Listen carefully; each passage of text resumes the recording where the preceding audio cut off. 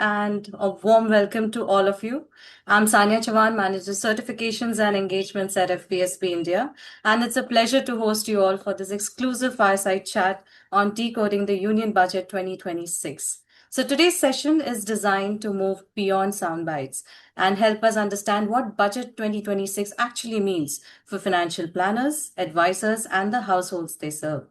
In the next hour, we'll unpack how the recent budget influences everyday financial decisions across taxation, investments, retirement, and long term wealth planning, and to explore how CFP professionals can turn policy changes into practical and client ready advice.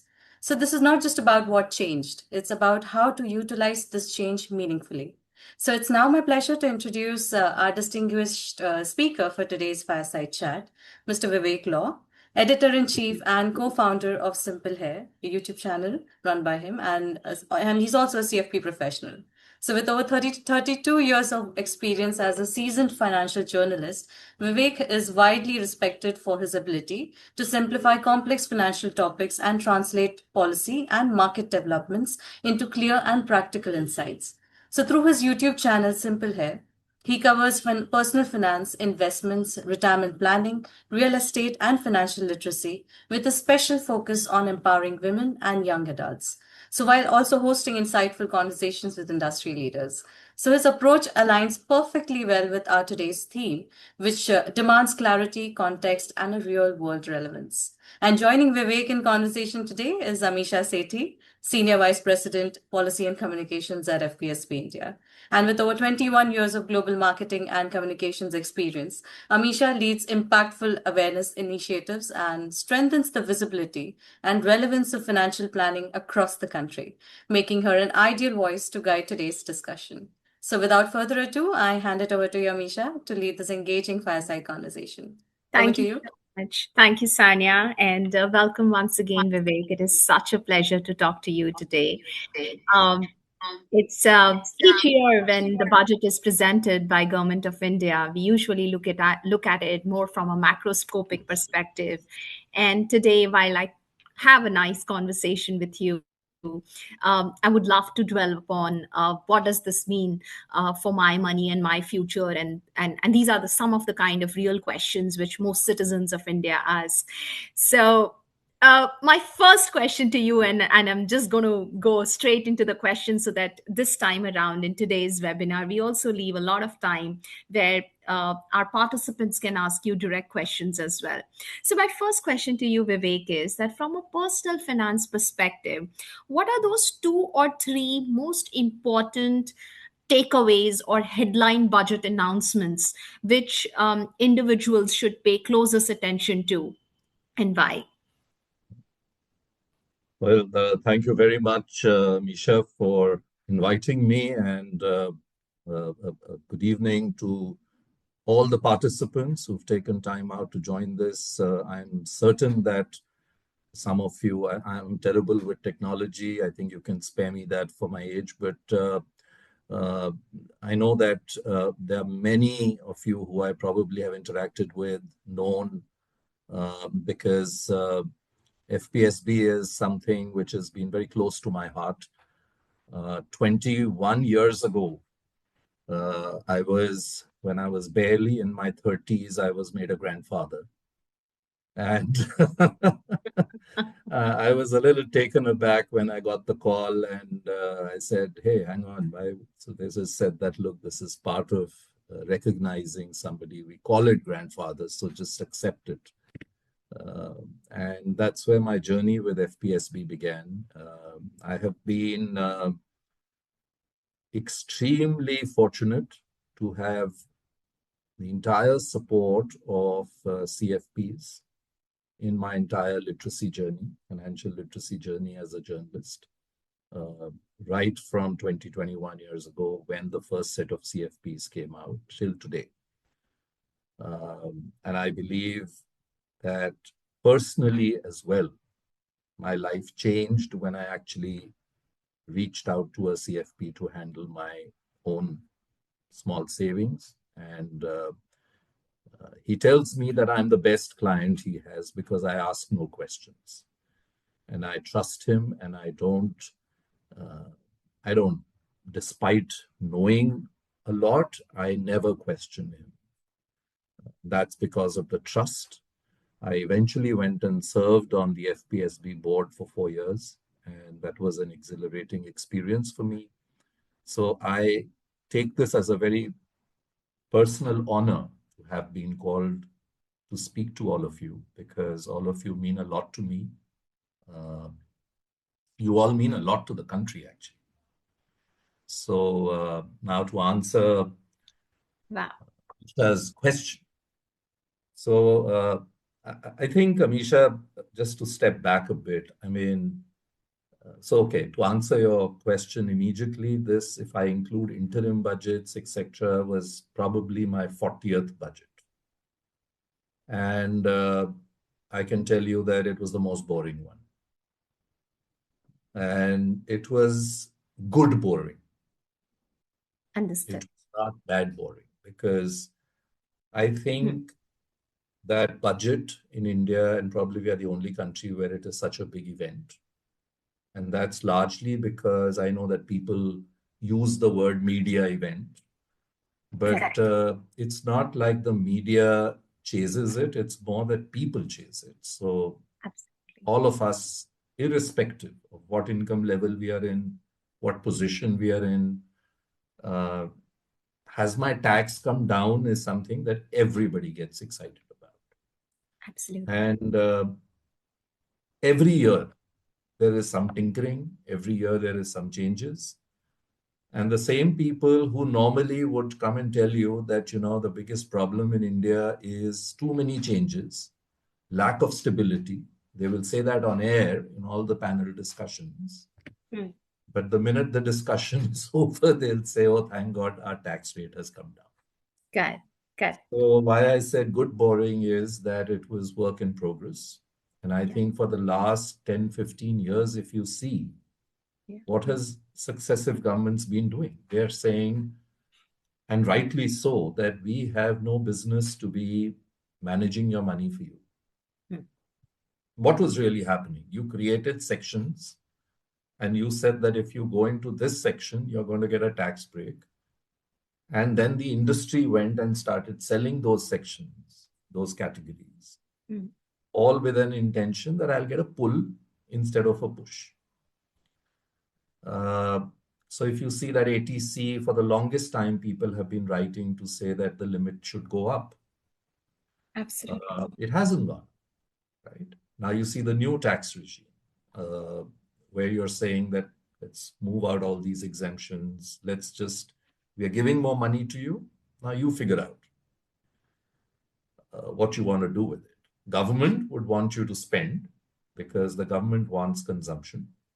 Absolutely. Any government, I'm not talking about this government. Any government would want you to consume, because when you consume, the economy grows. I think the great opportunity is twofold. One is that if you've saved money through any tax relief, which we did last year on 2 occasions, whether it was GST or income tax, how do we convince people that not all of this is meant for you to go and spend?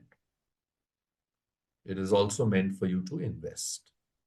Absolutely. Thankfully, that critical question which every planner would face from everyone, hey, but this gives me a tax break and I want to go there. I think that will slowly finish off. I mean, today, if you are living in an urban city, you have one child going to a private school, that 150 is anyway exhausted in just the school fees. Now, you can argue and say, should the school fee should have been a part of investment or not investment? That's another matter. If you depend, and which we have as Indians, depended for generations on the tax breaks and gone and invested there. And we know the disastrous fallout of that we have all been sitting in FDs, we've all been sitting in PPFs, PFs, and the whole journey of the last 30 years of equity that has happened in this country, we haven't benefited from. So I think that, yes, in terms of work in progress, what kind of reforms we wish to do, What is normally a statement given in all countries that this is what we spent, this is what we earned. In India, it becomes because so many people want to watch, so media jumps in, it becomes an event. The very next day, the US tariffs happened, the event was over, and we moved on to something else. As all CFP professionals know, we move from one event to the other. One event finishes, the other starts, another event finishes, starts. The key is how do you keep riding through these events? Um, and I was very, very horrified actually, because I recently interviewed the head of a mutual fund, and he mentioned that in one of their schemes, which has been around for 25 years, there were only 23 people who stayed for those 25 years. 23 people. I mean, we need to go back to the drawing board. We are a financially illiterate country. Massive amount of compounding has happened, but we haven't taken advantage of that as citizens. Hopefully, this will change soon. Hopefully, the 18-month SIP average will keep going up. And I think, therefore, as far as the growth is concerned, thankfully, the budget is giving a clear sense that we are going to keep growing at a 7% kind of a number, which is a great number in today's times. And I think that's good because that's something that is important for the country. But other than that, I think we need to move beyond expecting the government to keep giving SOPs to individuals every year, just like it shouldn't keep. I mean, which country have you heard where every year the Fair, taxation changed? fair. Whether it's corporate tax, whether it's capital gains tax, or whether it's whatever, Fair. there has to be some sense of consistency. You And can't keep stability. going. Yeah. Yes, Yeah. stability. I mean, the world over, stability is valued. But Yeah. because there is so much pressure from society, कि मुझे tax दीजिए, break दीजिए, so it becomes difficult. But I think, and we'll talk about this as part of the conversation, that I think this throws up enormous opportunities for the CFP professionals. And so, for example, you see so many things are happening outside of the budget. I think the bigger event for CFPs is what the RBI has done with the draft report on mis-selling. So, once that comes into effect, you will have a whole new avenue open to you because banks, because of their network, because of their capex, because of their ability to spend, have cornered a large part of the wealth management business historically. And a large part of it was not manned by capable people like CFPs. They were just manned by salespeople busy meeting targets. So it throws open such a vast opportunity. And we'll talk about this and many other things once I've answered other questions of yours. Absolutely. Absolutely. Yeah. Vivek, I totally second that. I'm I very think. happy about the STT though. I mean, I Yes. don't know. I know Yes. that some MF Yes. CEOs have written Yes. saying, there's a lot of institutional capital which does actual hedging and it's going to Yes. affect them. Yes. But I think we've had, what, 3 surveys from SEBI conveying exactly the same thing. And I know that there is not a single CFP who has not got a call from their clients every time a market has gone down or up, constantly calling, why has it gone up? Can we do this tweak? Can we do that tweak? Correct. Correct. Because, yeah, youth with easy access, look at the numbers. They've just shot up and Absolutely. just, Absolutely. Yeah, you're absolutely right. And some of the other things that also, at least the on the from personal finance management perspective, things like reduced tax friction on overseas education and travel, um, um, slightly lower duties on healthcare, relatively speaking, and consumer tech. More simplification of compliances, also channeling and helping in terms of more of micro investments and scaling of these micro investments, where people can actually start from something like 200 rupees per month kind of an investment in SIPs. So all that put together, I think the way the budget has I totally agree that it wasn't a nice it was, I wouldn't call it a nice, but yes, there weren't any spectacular announcements. Yes. But I do, I mean, personal opinion that it does gives that particular, like, it's like a, for me it's like a bridge budget, you know, a budget Yes. which helps in terms of shaping liquidity, access, and more opportunity for individuals to go ahead and do scaled up investments, more money to go ahead and probably chase their life goals, and not just tax rate savings. So yeah, so and that, just thought I'll give you my perspective as well, and I Yeah. totally agree with you and absolutely aligned. Now, Com- one thing I loved, Amisha, was yeah, the yeah. focus on mental health. Yes, absolutely, Uh, I, absolutely. I mean, this is not talked about as much as it should. And I think as Absolutely. CFP professionals, one of the biggest challenges that you face is behavioral with your Absolutely. clients, right? So, Absolutely. and a large part of that, whether it is gaming addiction, whether it is this derivative addiction, whether it is get Correct. rich quick, whether it is greed, whether it is fear, overly done. It's all okay in normal, uh, proportions. But the fact is that increasingly we are getting surveys and reports which indicate that 1 out of 3 working people in our country needs mental health intervention. Absolutely. Absolutely. So Absolutely. while we are talking about the lack of why do we not have patience? Why have we not stayed for 25 years and made wealth? Why does an CFP have to tear their hair apart trying to explain this to people? We, Absolutely. we are a mentally unhealthy society, Absolutely. a financially illiterate society, because we've never been taught this. I wish the FM next year puts this much of focus also on financial literacy, Can't agree more with you. because these two things are the more stable blocks, uh, Absolutely. which over a period of time will change behavioral patterns, which will actually make us think differently uh, Absolutely. and make us a more mentally healthy society.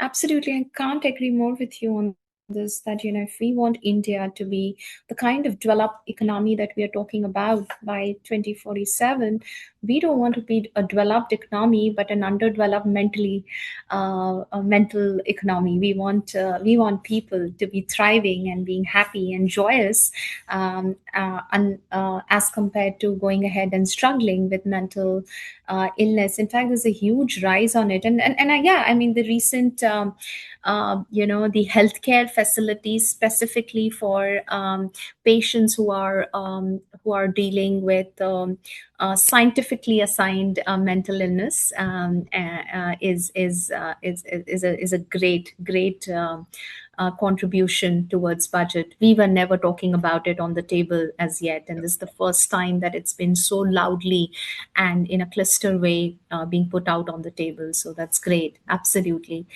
My next question to you, Vivek, is about, and I'm pivoting a little bit, and my question is about, did this budget has given any kind of signals that, and again, this is your personal opinion that we are looking forward to know, in terms of asset or allocation decisions, like, you know, okay, such as equities, debt, retirement instruments, small saving products.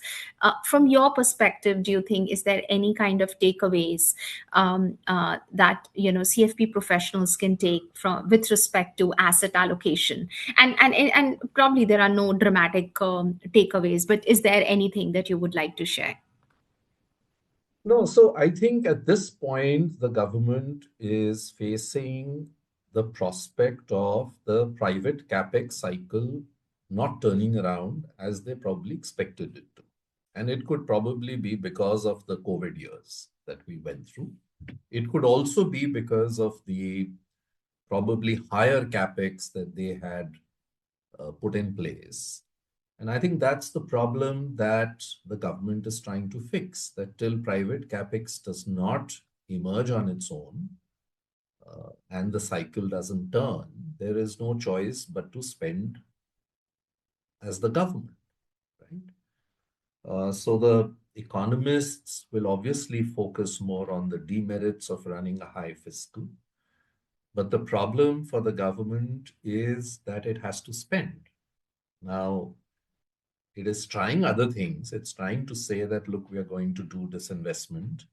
As a number, it has come back after a while. Normally, initially, every year there would be a fancy number and then they would end up short.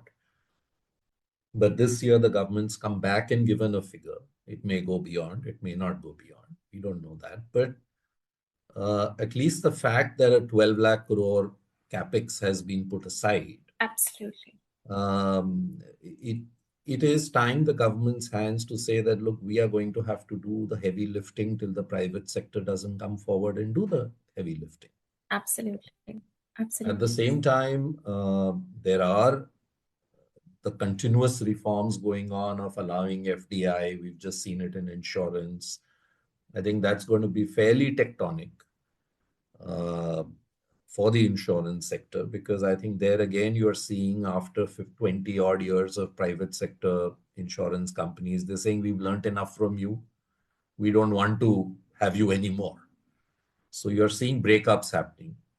Yeah. And I think where the breakups are happening, those companies will come back as Absolutely. standalone 100%. Right. That probably will bring, better global practices, better developed economy products. Correct. So there are, it's like that. It's not really so much the good thing that is happening. If you see the whole AIF space, the way it's taking off is because they're investing in real assets now. So Correct. the government Correct. is building a road and then selling it. So the government Absolutely. is building solar power and then selling it. Yeah. Yeah. So, and these are throwing up investment options. The mention of InvITs, the mention of REITs, Hmm. they've been talked about in India for 30 years, I can tell you. The first time I Right. heard the word REIT was probably in 97, 98. Right. It's Right. taken forever. But Absolutely.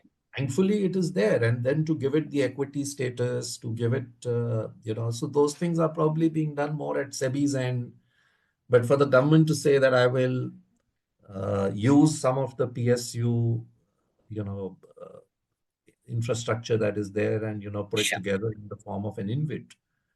These Sure. are all new products which are emerging, and they're emerging at a very fast pace. So if you see AIFs, SIFs now, so I think from a CFP point of view, from a planning point of view, there are enough and more newer products emerging, and I'm sure more new products will emerge. Absolutely. Uh, Absolutely. Partly because of the budget, partly outside of the budget, the reforms, because there are many reforms, say, an RBI is taking. Correct. There are many reforms a SEBI is taking. There are many reforms a PFRDA is taking. So I think we are soon having developed products. Uh, but I think, and I'll keep that for a little while later, but Yeah. I see any particular, I mean, of course, infrastructure will, because that's where the bulk of the spending is going. But it's nobody's case that you go and put all your money in one sector, right? So, Correct. but I think if the economy is growing, most of the top fund managers in the last 1 month that I interviewed have all indicated Hmm. that they do expect Hmm. from the coming quarter or sometime in this year, the Hmm. earnings cycle to turn and turn fairly well. And I think with the tariffs behind us, hopefully the foreign guys will come back. Hmm. And I think the kind of hand holding, as you mentioned, lower ticket sizes, ease of transactions, Right. these things I think are all going to, I don't think the tenets of financial planning change in terms Correct. of asset allocation. Correct. Absolutely. Absolutely. Yeah. But yeah, So, the desire to chase Huh. Like we've seen with silver, we've seen with gold. Sure. Suddenly from Sure. 10-15%, you're saying Yeah. 40%, Yeah. 45%, you know. Correct. So that will Correct. not change. That's behavior. Sure, sure, absolutely. And when we interpret the budget and interpret it through very close segmentation, we have very three. So if I bring on table segments like salaried professionals, self-employed individuals, people who have retired, women, Gen Zs. Uh, do you would love to know your point of view that how do you think they would evaluate, because each one of them are going to evaluate the budget differently. What do you think about each of these segments, and how do you think this budget or do you think is there any positive or negative impact of budget for each of these segments? When I'm going to reiterate the segments, which is salaried professionals, self-employed individuals, people who have retired, women specifically, we are talking about a lot about financial inclusion, and Gen Zs. So these 4 5 segments, how do you see how differently do you see they're going to evaluate budget? So, I mean, clearly the entrepreneurship thrust is there and it continues, right? So if you look at from a Gen Z point, which is probably going to face the biggest challenge of what we are going to see, which is the impact of AI. And I think the whole gig economy, thankfully, has already taken off because I personally feel the days of what, say, my generation went through was previous also, that you took up a salaried job and you just stayed put there. I think those days have gone. I don't think that increasingly you will see people stuck to a particular job. They'll probably be doing three, four different things, and they'll probably be doing one thing for 5 years and 10 years and then getting up and going and doing something else. So I think that conventional, I am in a job and I will stay put in a job till I retire, I think those days are over. The entrepreneurship hunger, I am told, is way more in tier two, tier three, by the way, than it is in tier one, tier two, I mean, metros. So I think on the startup side, there is enough being done.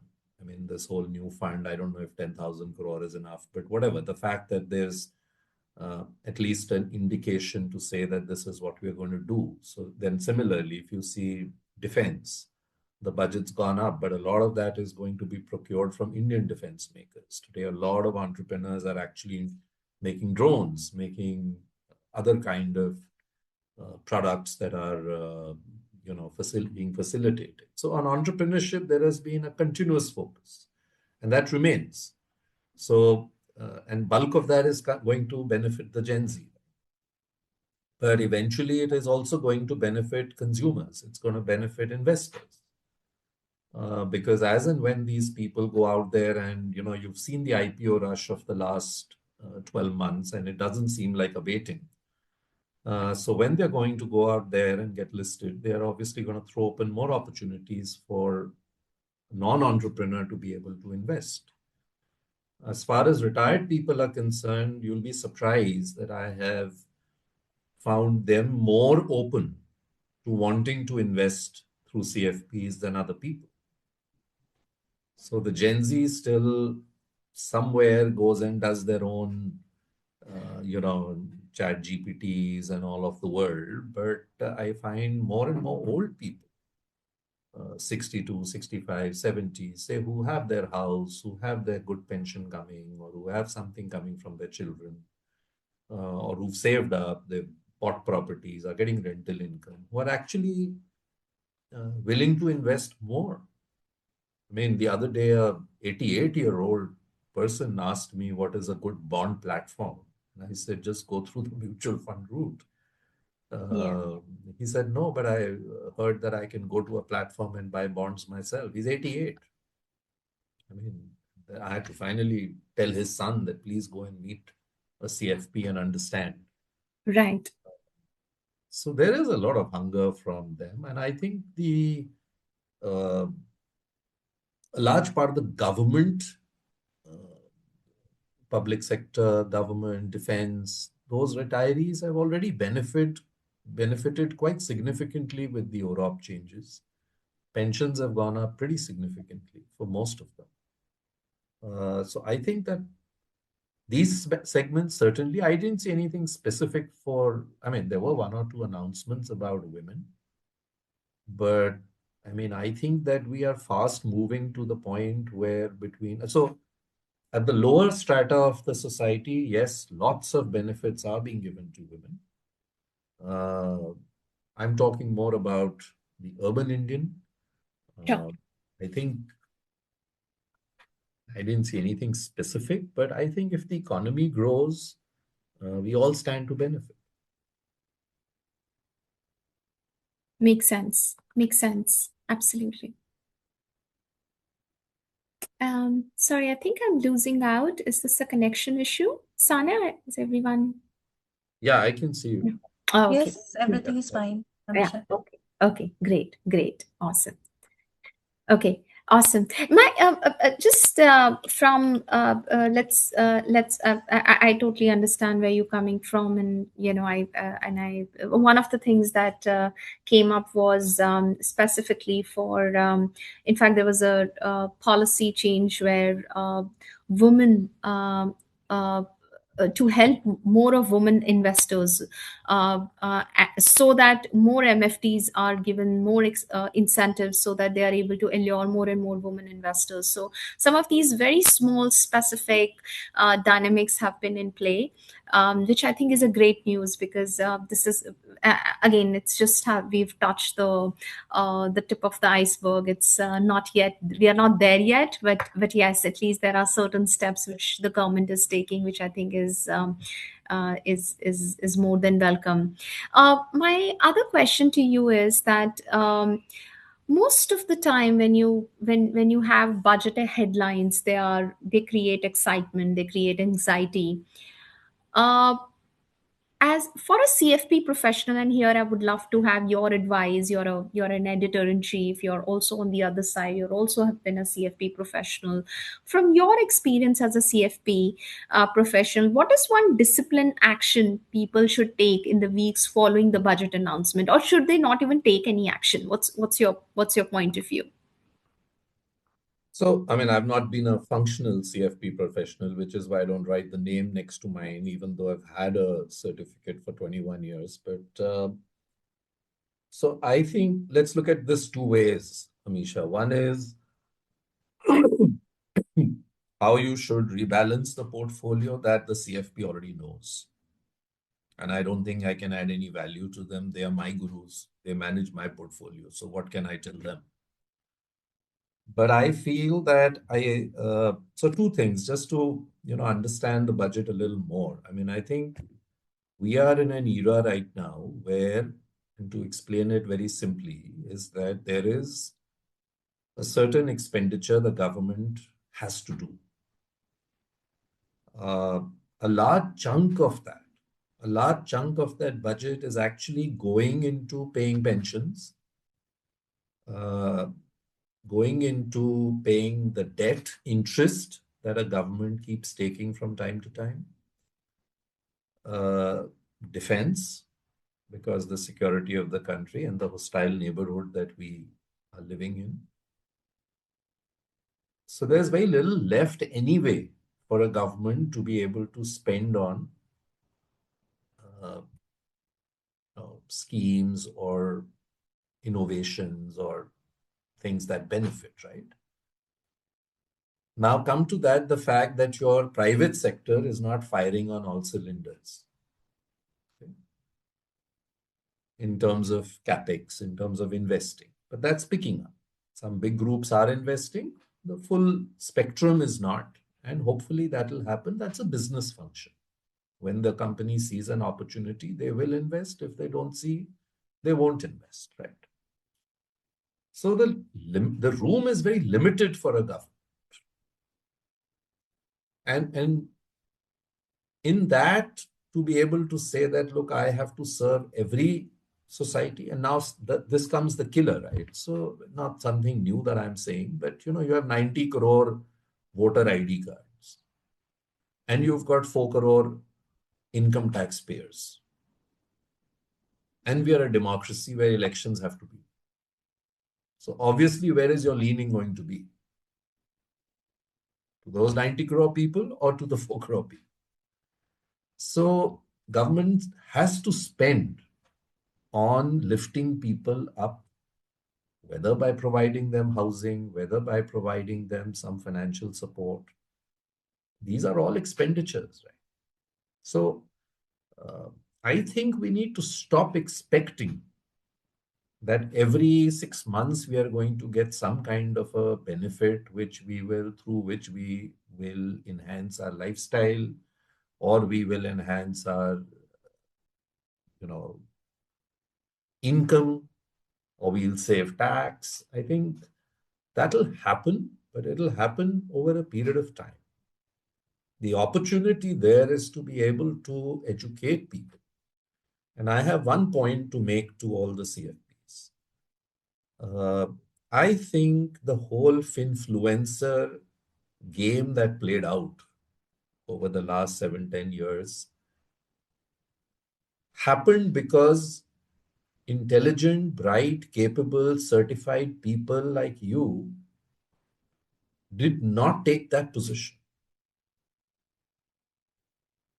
So if there are 5,000 CFPs in this country, why were there not 5,000 YouTube channels where every CFP was educating in their language? Today, all the younger lot is so savvy with technology. It doesn't cost anything to sit on your table, open up a video, speak, educate people, and build a following, build a sense of trust with the people. They may be your client, they may not be your client. It doesn't matter. They'll become your clients tomorrow. So, had that happened, the finfluencers would have never come up. The rotten advice or the biased advice or the whole game that played out, which I don't need to talk about, but would never have happened. I think the key is the hunger is there in people who want to invest. The problem is, and I think, to take your earlier point, Amisha, I'm not really in favor of these commission induced uh, benefits that regulator gives. I mean, if I'm a tier 2 CFP, I look around near me and find a market for myself to service. And why shouldn't it be that way? I know I meet so many people when I go for events or when I go who come to me and, I'm shooting an event and 4 cameramen come up to me and say, we want to start an SIP. Can you direct us to somebody? And they are following somebody, some influencer who has no knowledge. The top CFPs who've built robust businesses, which are not tech enabled, are unable to service them because it doesn't make sense. But these are all people with 5, 10, 15, 20,000 SIP capability. And they're not being serviced. So, I mean, you say NFO will get you more commission, you'll see a stream of commissions. And now many of the AMCs are getting listed. So the whole quarter se quarter tak thing will play out there also. So to say that I'll give you more commission if you get women, you'll find families sitting there and saying, Acha, usko. If she knows what she's getting into, it's fine. But if it's just going to be about saying, okay, how many women do you have in your family? Let them sign and let's get the SIP going in the name without any understanding, without any knowledge. That's to my mind not the right way. I mean, incentivize overall. I totally agree, and I've written about this. India needs 1 million CFP. Right. And I don't see the kind of importance this has been given. True. So True. I think that is where, to my mind, if we now drill down, and I'm not saying this should be announced in the, as I said, I hope that next year the finance minister talks Yeah. about financial literacy, Yeah. Absolutely. Absolutely. Now, like about mental health this time, because opening bank accounts is the first step. yeah. Yeah. Unfortunately, that hasn't been taken further. True And that. money is not a constraint. There is just so much of investor education budgets. There are so many. So it's not, money is not the problem. I think Yeah. the problem is a proper focused plan, which I have not seen from the government. And I think these are the reforms that will Hmm. eventually lift people up. Yeah. Yeah, I understand totally.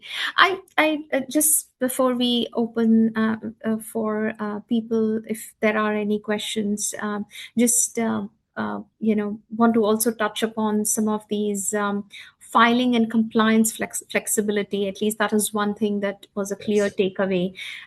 The deadline for the revised ITR is extended to 31st March from December 31st. Also, there's been more time being given for optimization, reconciliation, especially very, very useful for planners, for CFPs to review the client portfolio post year end. Is there, what do you think about this changing dynamics in terms of compliance flexibility? Do you think this is there a way more and more people are how do you think we are going to there's going to be more positive impact about this particular compliance flexibility which has been introduced in the recent budget? Yeah. I think compliance and ease of doing business is a serious issue. And I mean, I was just closing one of my companies, and I discovered that this many papers came to sign for closing, not for starting. So we have a long way to go on compliance, and I think a CFP should have as minimum as possible as compliance requirements, because that's when they can focus on what they're good at doing, which is building a robust portfolio for people. So it's very welcome. I think it's great that the government is continuously trying to bring this about. I think the real key is the enforcement of contract. I think there we still have a long way to go, which is why we rank so lowly in ease of business. That a value of a contract in India, a civil contract, is so poor. And I think that is something we need to, as a country, work on. Right. And it's not like the country doesn't know, but that won't happen overnight. Um, because when I enter into a client agreement, that agreement has to have some sanctity, right? Correct. And the average time taken for an agreement to find a resolution is 17 years in India for a civil contract to be Yeah. enforced. So I Yeah. think that comfort, and especially when you're managing, say, an HNI money, when the amounts are high, you would want to have that comfort that, the agreement will be honored. So I think these are long-term changes the budget has made and continues to make. I must say the government has been reducing the compliance burden, and that's a great thing, especially for uh, newer CFPs to come in. Right. Because when you start out, you don't have that kind of resources. You're not making that kind of uh, money. But I think that what we've seen in the last 5, 10 years is the shift towards investing. Of course, in between, trading also came in. But I think it'll be great if we all, I think, in a very simple way, talked basics with people. I think people understand simple things. Uh, People like me in the media are guilty of jargonizing. The reason I started Simple Hair was because I felt very guilty that when I was in Business Standard, in Economic Times, in FE, we only wrote what we were told. I mean, Right. As reporters went to somebody spewed jargon on us, we went and spewed jargon on the readers. But because the readers were only people who were already in the corporate world or financially sound people, they understood it and we thought we'd done a great job. Absolutely. Absolutely. So we have to de-jargonize, we have to simplify things for people. People understand it. We are not foolish people. We may be financially illiterate. But I think there is just so much to do. I mean, you look at, I think banks, wealth tech companies, newer innovators. I asked two, three of these top old broking companies, 50, 100 years old, that how could you allow the new age uh, broking companies to come in and take over your, I mean, not they didn't take over yours, but they took over the business that was going to come their way. So innovation is going to happen. I just feel as CFPs, irrespective of what commission, etc., comes, it's every profession is tough. I know that the commission or this whole RIA thing or whatever fees, people don't like paying fees. Though I must say, Gen Z is more open. Many young people who I say that, look, you can go to so and so, and I'll try and see if the fee can be moved, but it'll then be in the form of a commission. They are very, very smart to say, no, I would like to pay a fee. Right. Now, things will change, attitudes will change, and I also think collaborations must happen. So today, for example, even if I'm a wealth tech company, I don't know of a single person who has ever told me that I can build a business without a human interface. Right. Right. Now, that human interface should be you as the CFP. You could collaborate with somebody who's already Absolutely. building the tech, who's already building the compliance teams, and you could be the front for them. Absolutely. And then that brings me to a very important and pertinent question, which is that when you're building all the tech and there's a use of tech by CFP professional, what do you think is going to be? How do you think use of AI is going to impact CFP professionals, looking at the kind of trend we are living in? So I think it will impact because I feel that now, and wrongly, but again, we all go through cycles. So today, if you see what is the mutual fund industry grappling with, they're grappling with the fact that earlier we used to do Google searches, right? So we would search five, six items and say, who are the top, which are the top funds, which is this. Now we do one chat GPT, throws me up some, and what does it do? It just scrapes through the internet, and whoever has spent more money in advertising their product and saying this scheme is better, it doesn't. The bot doesn't know if this is paid or unpaid or whatever. So it just scrapes up and says these are the top three schemes. And many of them inevitably don't happen to be content which has been generated. So the bot scrapes content. And if the content has been generated by X entity and they have said these are the three top schemes of ours, that's what the person takes away. So Absolutely. I feel content is going to be very, very critical, Absolutely. and more so for CFPs because, and I know that, I mean, I think some of the CFPs, I can't see who all are here, but I can tell you that many of the CFPs, I mean, I must have interviewed at least 50 or 100 of them in various shows of mine, right from the beginning. And they've played a stellar role.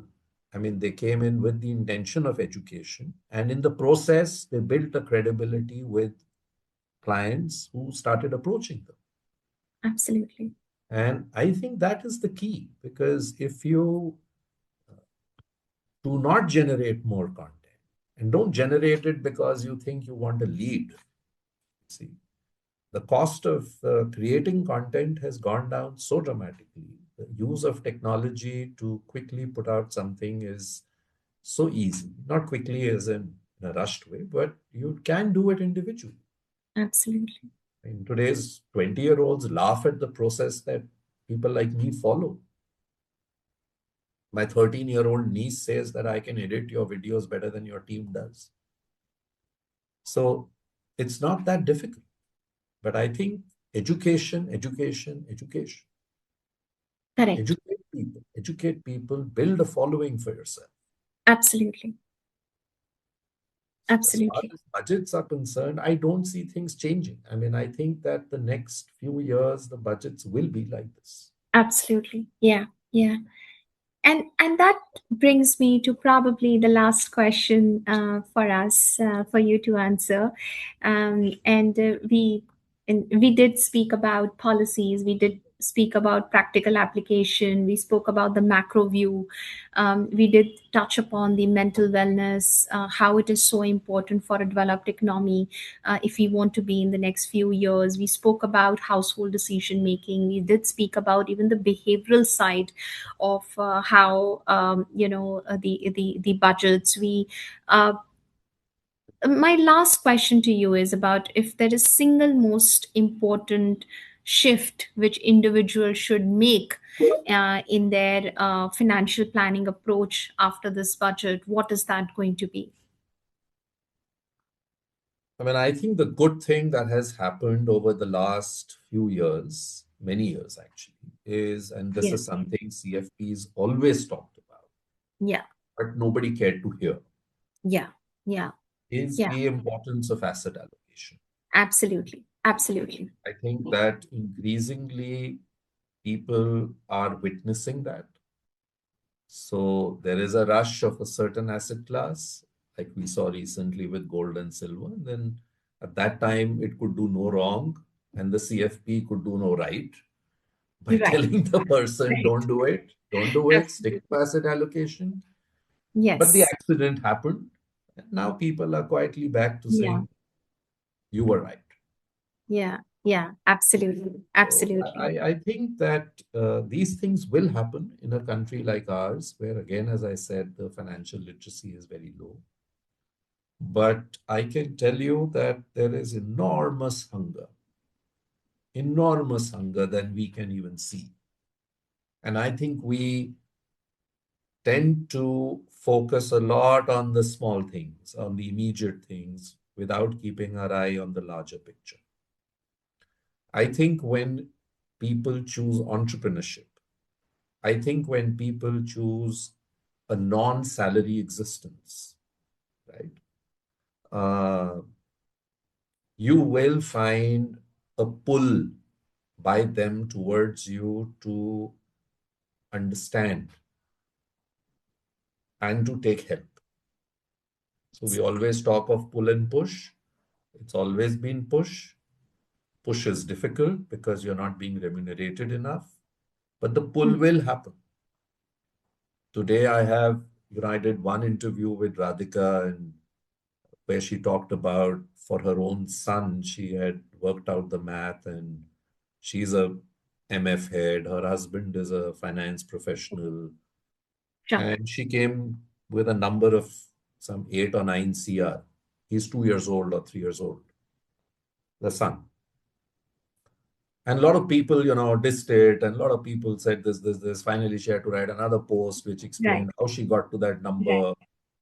And that was actually on Simple Hair that she talked about. Sure.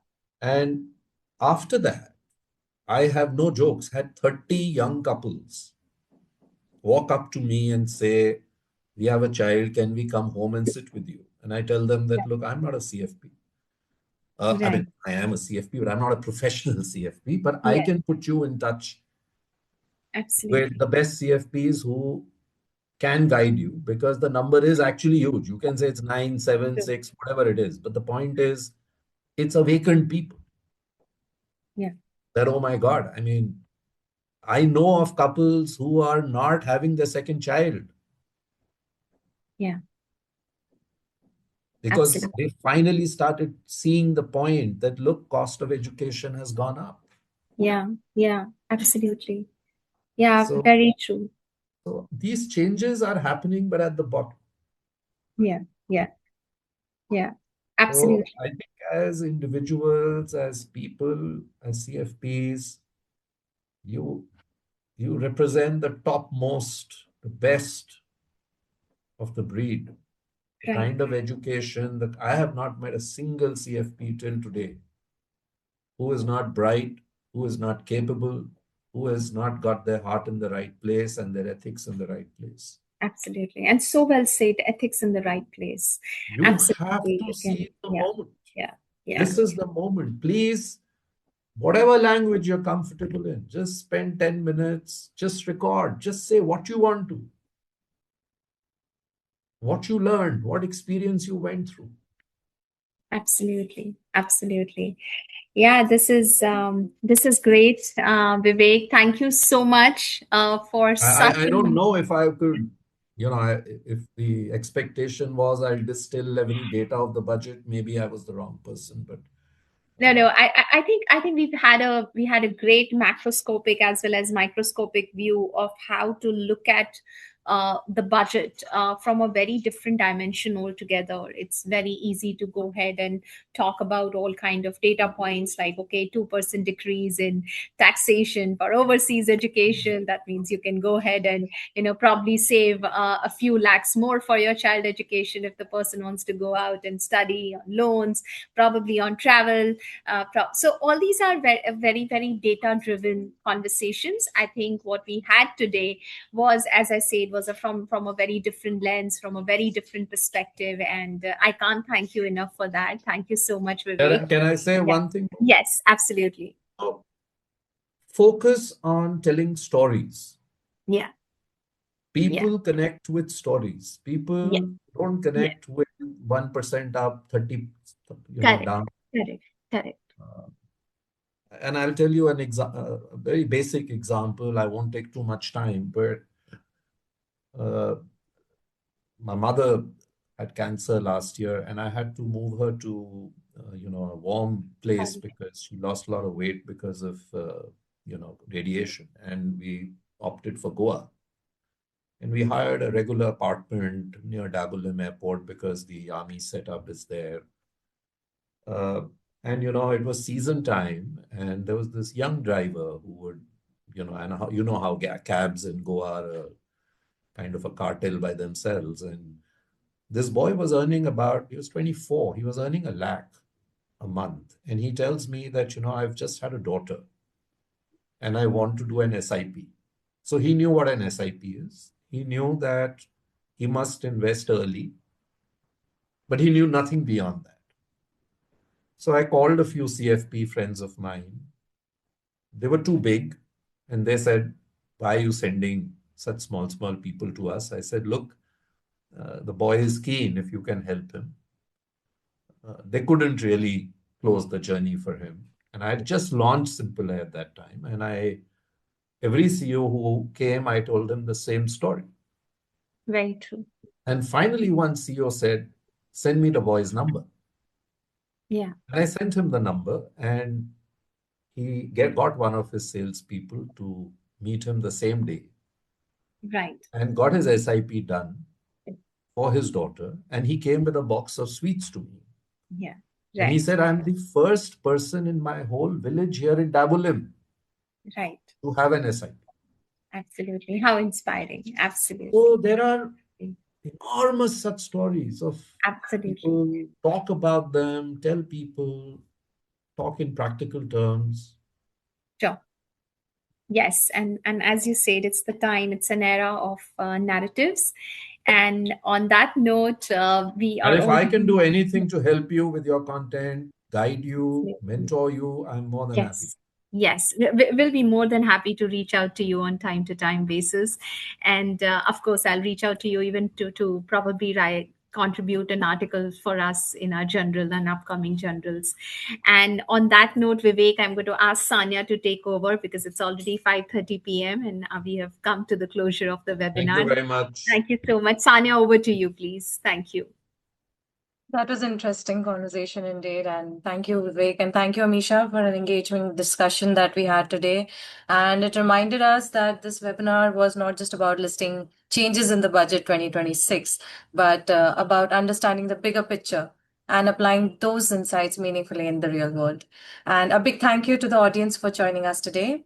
And for those looking out for CPD credits, please note that this webinar will be made available on your learning portal. And the video will also be uploaded on our official YouTube channel latest by Friday. So we look forward to welcoming you again in our upcoming webinars. And until then, stay inspired, stay connected, and have a wonderful evening ahead.